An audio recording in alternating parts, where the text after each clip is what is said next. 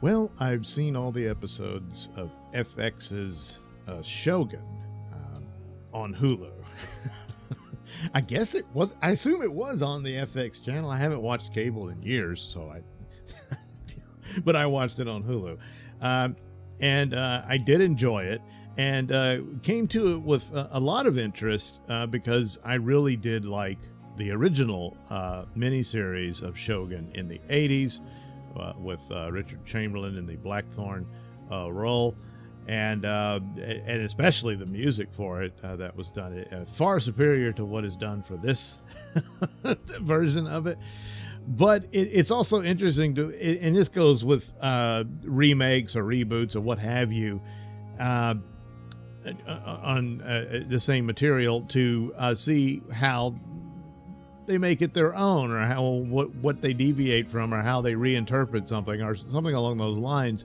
The plot points are very similar. It derived from the book that James Clavell wrote, which I have never read. So right off the bat, I'm at a loss as to which version is more loyal to the source material. I'm not certain. In between the two, the romance part of the story is very prominent in the original story, whereas here, it's more on the lines of the manipulation that Toranaga has to go through in order to succeed in winning ultimately a war, something of a Cold War almost, before actually getting into a serious battle. And that's the game he's playing here with all these different pawns. And so that's always the case. That's the story between the two versions. It's just the romance story between Blackthorn and Mariko was far more upfront. It's still here, obviously, in this story, but it really elevates Toranaga even more, I think, in this version, and to where you have your three main characters here struggling and becoming friends and allies and what have you in this struggle. Albeit Toranaga is very much in charge throughout, and it's Blackthorn who's the one who's more manipulated than Mariko knows what's going on and where this is actually going to go, and she's a rather sad and dark character because of the position she's in and whatnot, and that's explored as best to my memory. I need to rewatch the original again. And might do a follow-up on that, and maybe even do yet another compare and contrast, and Shogun versus Shogun type thing for later on for the channel. But as far as this version, it's well performed, it's well presented. I was on Doomcock's channel, and one of the criticisms there was that it looks a little too muddy, and that's this current a fad in presentation of filmmaking where there seems to be an awful lot of desaturation in some of these. And when you consider old Japan, there's an awful lot of color there that you're just not showcasing, and a lot of beauty and whatnot that's kind of missing from it. And even though there's an awful lot of darkness and sad elements to this, the betrayal and loss that happens throughout this ordeal, it's somewhat fitting for the color scheme, but on the other hand, it kind of flattens everything out color-wise, So I understood the criticism. It didn't bother me as much as it did others, but it's not unfounded. I think it could have used a little boost here and there to take advantage of just the natural beauty of the landscape and that sort of thing.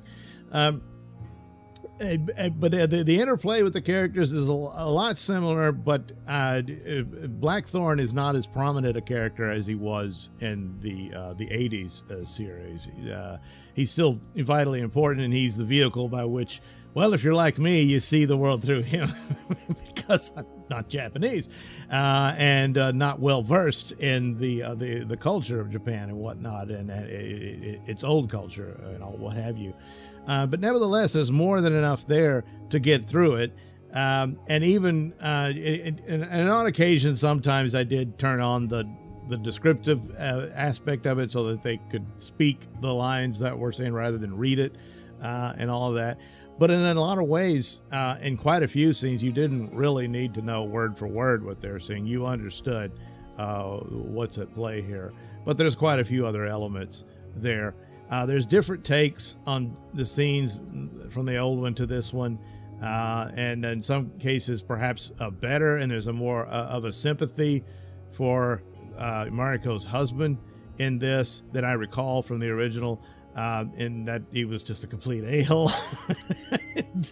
But here is this that it somewhere in him he really is in love with Mariko, and she doesn't feel the same way and all that. And of course, she's sort of forced in it, yet at the same time, because of her lineage, she's constantly punished for that, which she has no power over and everything. And it's just a lot of compounding of sad situations throughout.